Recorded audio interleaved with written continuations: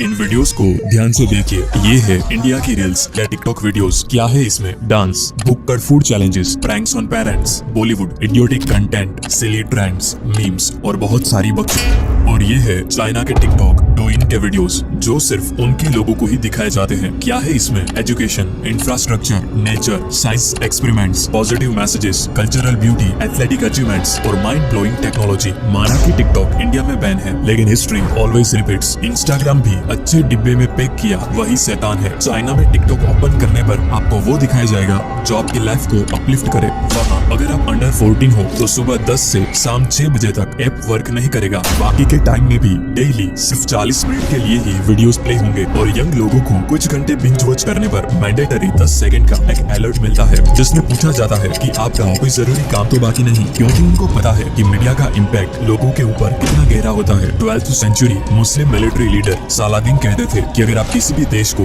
बिना युद्ध करे पराजित करना चाहते हो तो उनके युद्ध के बीच न्यूडिटी फैला दो, भले ही धीरे धीरे, लेकिन एक दिन उनका पतन निश्चित होगा। और आज यही हो रहा है। पहले के टाइम में एक्चुअल वेपन्स का इस्तेमाल होता था और आज ये ग्लोइंग पिक्सल्स वेपन्स का काम करने लगे हैं। 12-14 साल की बेटियां वल्गर डांस करती हैं, 8-10 साल के बच्चे मस्टरबेट करते हैं और टोटल कल्चरल डिजास्टर होना शुरू हो गया है। यंग लड़कियों को पेरेंट्स का सही अटेंशन और केयर ना मिलने की वजह से वो जब सोशल मीडिया ओपन करती है तब उनको लगता है कि अच्छा शॉर्ट कपड़े पहन के नाचो, 2-4 वल्गर मूव्स करो तो अटेंशन और पैसा दोनों मिलता है। बस उनकी यही दुखती रग सोशल मीडिया के हाथ में आ जाती है। आज कुछ नए माँ बाप भी मॉरली करप्ट हो चुके हैं। सही गाइडेंस और अपनी ट्रेडिशनल वैल्यूज सिखाने की बजाय खुद वो ही अपने बच्चों को प्रोत्साहित करते हैं रील्स बनाने को। अब उसका रीजन पैसा, फेम, अटेंशन जो भी हो, लेकिन वो करते हैं। मानो पूरा यूथ सेक्सुअली करप्ट होने लगा है। जब आगे जाके यही यूथ शादी करेगा, पेरेंट्स बनेगा, क्या लगता है एक हेल्दी फैमिली डायनेमिक रहेगा? जी नहीं। किसी भी देश को हम पर एक्चुअल वॉर करने की जरूरत ही नहीं पड़ेगी, हम अपने आप ही खत्म हो जाएंगे।